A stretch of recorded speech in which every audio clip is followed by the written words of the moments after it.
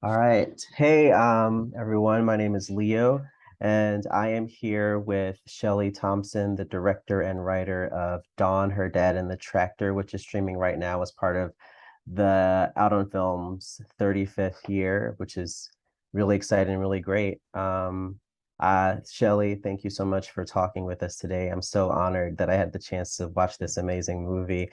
It was incredibly moving. And I just wanted to ask you, first of all, like, what inspired you to tell this story? Because I know that you have such a huge background as an actress, first and foremost. Yeah, thank you so much for your kind words. It's really gratifying to know that it's getting out to festivals like Atlanta, where it's a big festival and it's a queer community, and it's fabulous. Um, the film is my first feature film, and it's an important one for me because I have a trans son who came out to me, well, started coming out actually on a drive around upstate New York, and I'll never forget that drive. But Probably in 2016, 2017, he started his transition, and it it became apparent to me and my husband pretty quick. You only want your child to be happy and safe, or one hopes that most parents only want their child to be happy and safe, and that means you adopt their challenges as your own. And for us, we'd always known our child was queer. Like, they came out to us as gay when they were young, 14, I think. And that was, that was just no biggie. It was just, that one part of me said, oh, phew, I won't have to deal with a teenage pregnancy. But seriously, it was never an issue for us. We're artists. We're in a community that the queer community is very much part of our world and always has been. And Teddy had a godfather who was queer and married, and etc. So this wasn't a big deal when they transitioned and came out to us as trans. It was a different deal. It was more of a big deal because it was a much steeper learning curve for us. And there were more things that we realized we had to come to understand and come to support, and many things that we had to give up as parents. There was a different type of grief that we had to come to understand as the parents of a trans man. And so once that process was in process and going as a storyteller, it seemed important to me that I find a way to share that story in a way that was appropriate, because I'm not a trans individual, but I am a mom who was part of a family adapting and adjusting and trying to make my community understand and find language so my community could understand and learn to be supportive and respectful too. So that's a very, very long answer to a very short Oh, question. I but it, apologize. please do not apologize. It's an amazing answer. Because I mean, being a mother is so important, and the only thing you want to do is to protect your child. So I definitely understand that, and that's an amazing answer. Thank you so much. Um, Nature in the movie plays such a huge role with the sort of like the slow day by day of the small town and just the way the seasons kind of changed in nature. And also speaking more to the story, how in the first act, we don't really know everything immediately. We just sort of are just dropped in the middle of Dawn coming home to see her father, to see her family. Was that like an intentional choice to sort of reflect the story with how, the vibe of this slower town and nature? Was that like an intentional part Yeah, of what you were selling? absolutely it was. I came to live in Nova Scotia from the UK. I grew up in Western Canada and then eventually found my way to Nova Scotia and fell in love with it. It's an extraordinary province. It's so beautiful, so many incredible locations. And I've lived here for some time now, but it was really important to me that the communities that I've grown to know, and as communities of individuals, but also topography, that I could reflect them. Um, the community that we were living in at the time of my child's transition, or when they were starting, is a community in northeastern Nova Scotia, which is had been when we arrived there, quite a Catholic community, and it had a reputation. Actually, it was the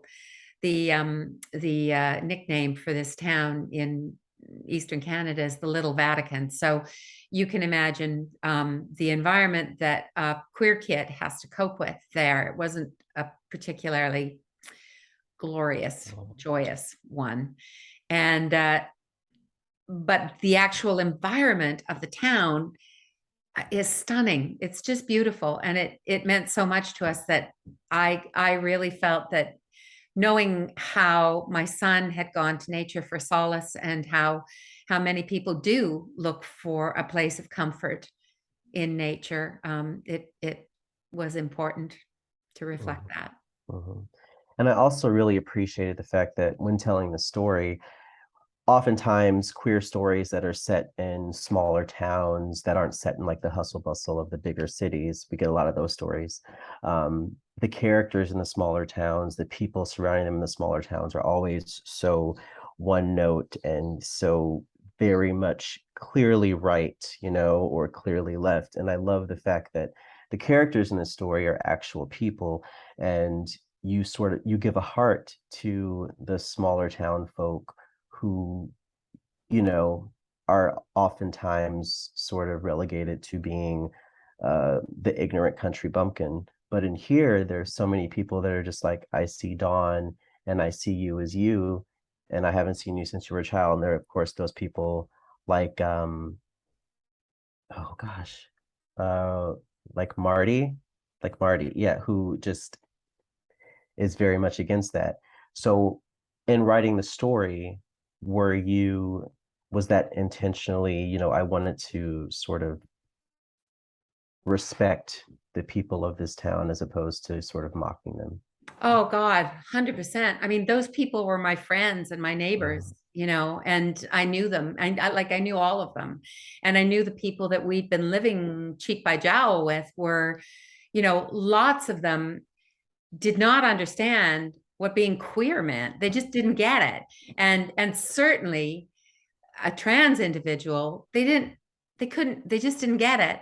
But when they knew the individual, and they went, oh, this is the kid I've known all my life, and they come from a family that I love and respect, and they're no different from who they've ever been, and they still play the guitar, they always played the guitar, like, it was terribly important to me that those people, their journey is respected as well.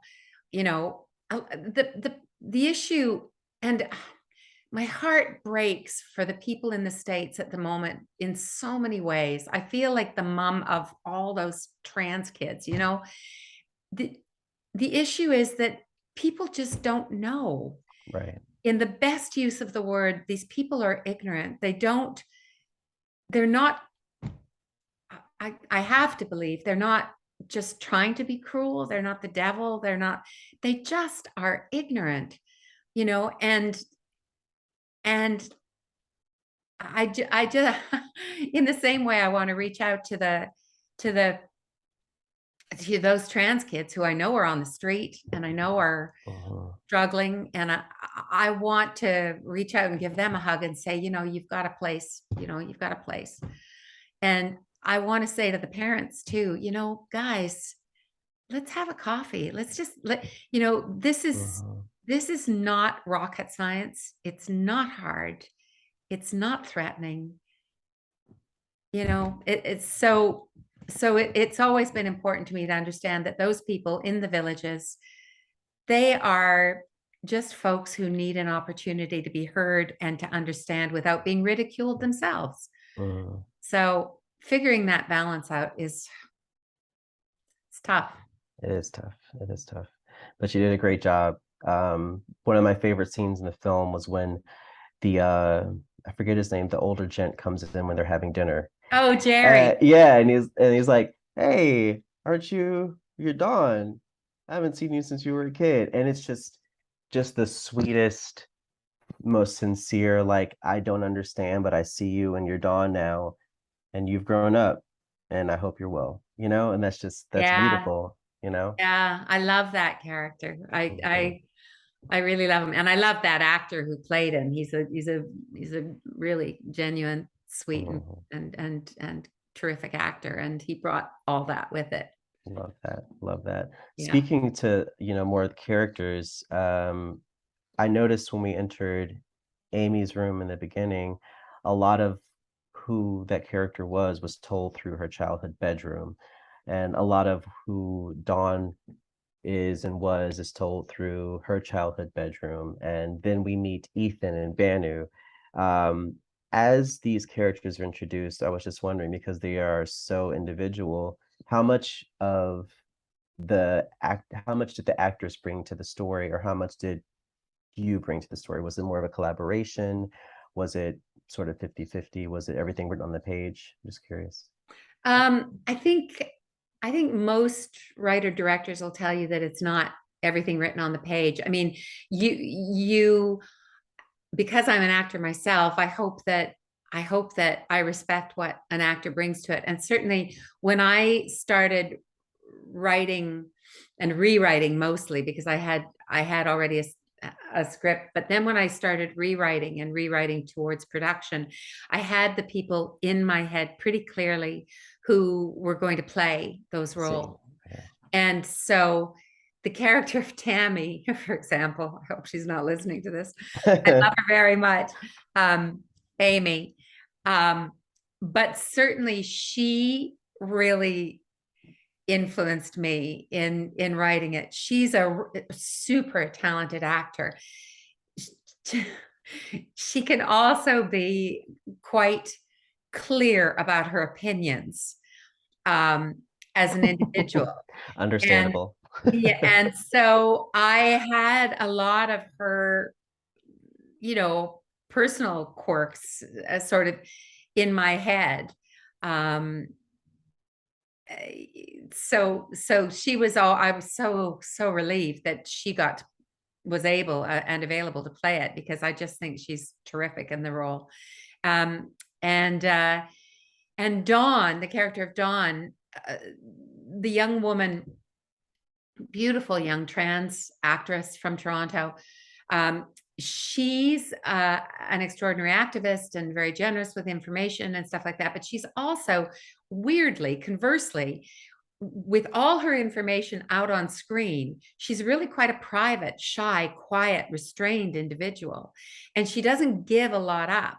And so, working with that, I was adjusting the script to try and make sure that we could see her inside as well as her outside, because she was a newcomer to film. And so she was still learning about, you know, letting us see her soul, letting us see her Mhm, heart. And um, so those characters, each of those characters were definitely a collaboration.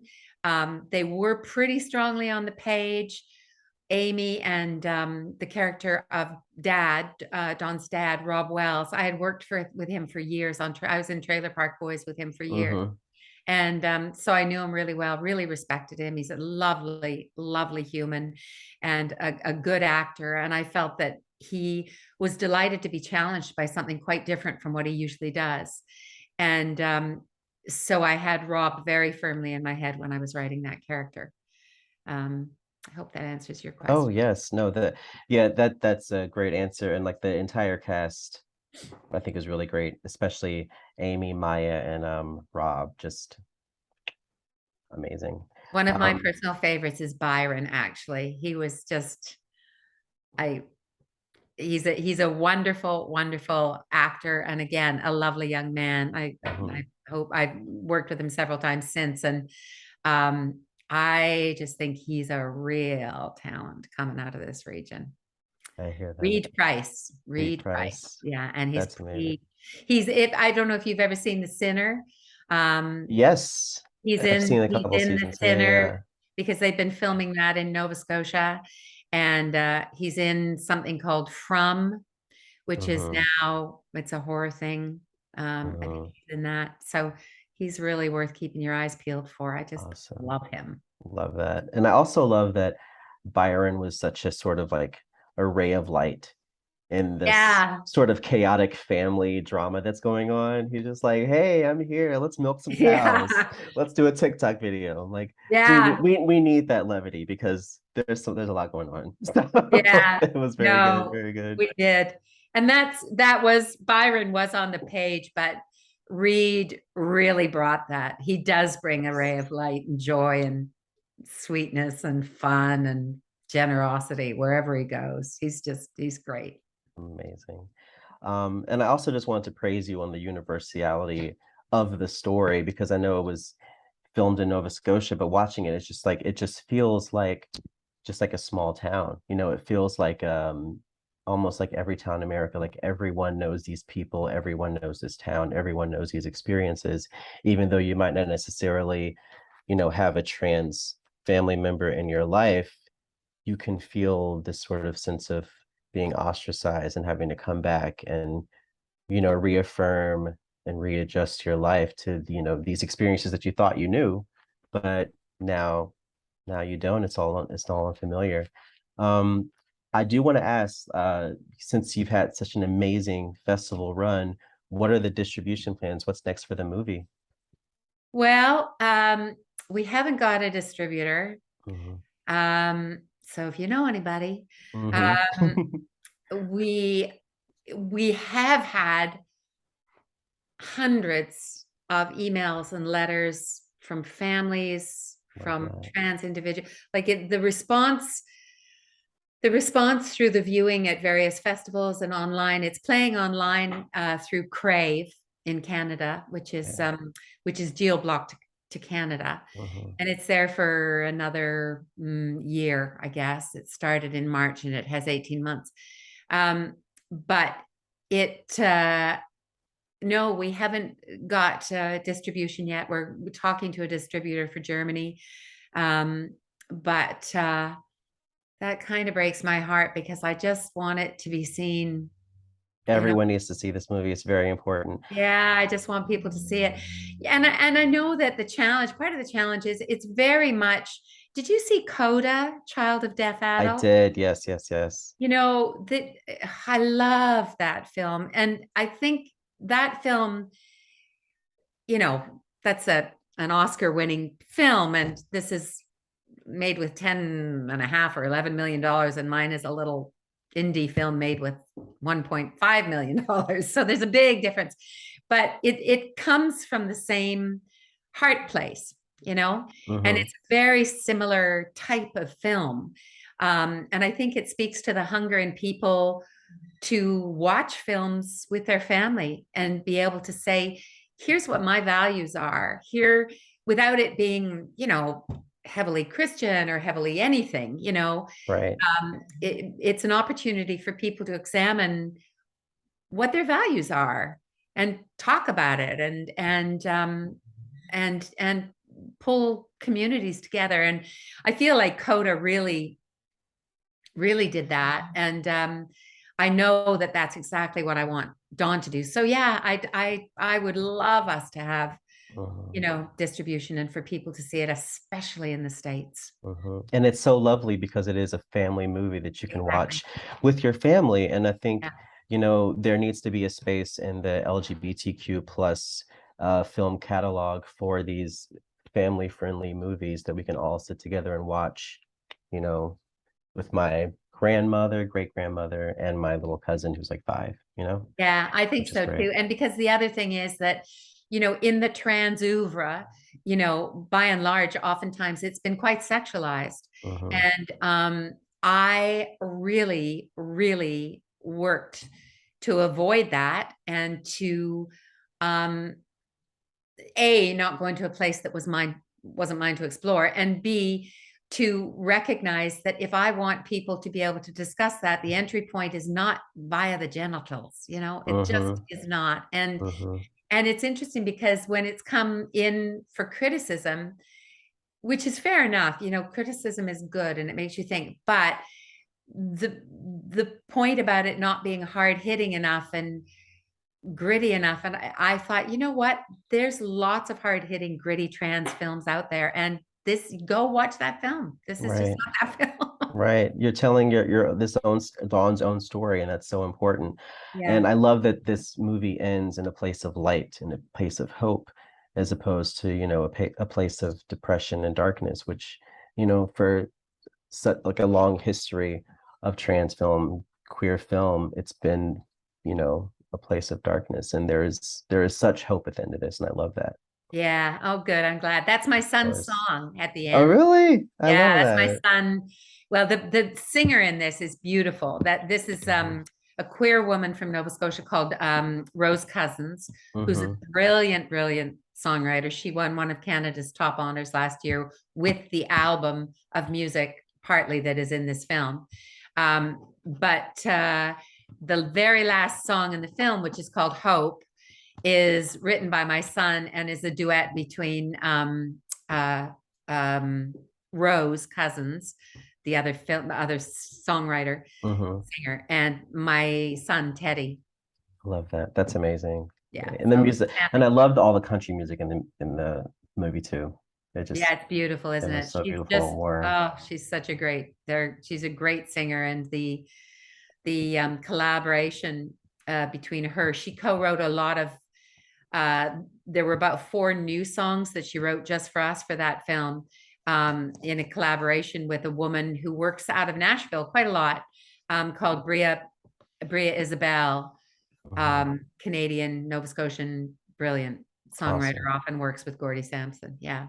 Amazing. Amazing. And so my final question, you said this is your first feature. What are your future plans? Is another feature in the works, another short, more acting? What are you doing next? I'm doing a lot of things, none of which very not earning a living, but I'm doing a lot of things. I have a short film that I really want to make, which is a combination of live action and animation, and it's about an old man meeting himself as a child at the point of death. So it's Oh, kind of wow. it's a yeah, it's a story about age and based on a beautiful story by my husband, Oh, who is also a writer. hmm. And I'm working on a second feature film, which has had a lot of interest, but I've kind of put it to one side because I was asked by a publisher to write a novel version of Dawn. Oh, wow. That's So amazing. yeah, so I'm working on that, and that's it's not a young adult version. I wanted very much for it to be an adult literary novel. So it's very much a piece about a novel about grief Hmm. and um, and acceptance. Um, and it also it's very the mom Miranda is very much a character in the novel. So I'm working on that for delivery in January, and then hopefully it'll be Wow. published in the fall of 2023. Wow, that's amazing. Oh, wow. You've Yeah, got a very full plate. That's I do. amazing. That's so I cool. do, but you know what it's like. It's you've got to have so many plates spinning, especially in a rural environment like I live in. So, you've Exactly. got to keep, Exactly. yeah. Thank you so much. For everyone watching, my name is Leo, and this is the lovely, amazing, talented Shelley Thompson, writer, director of Dawn, Her Dad, and Attractor. Thank And thank you. you so much for having the conversation with me. And you can watch the film for the duration of Out on Film Fest, the 35th anniversary. Thank you so Thank much. you. Thank you for having me. And please get in touch and let me know what you thought of the film. I'm always so excited and interested to get people's responses. Thank you. Thank you.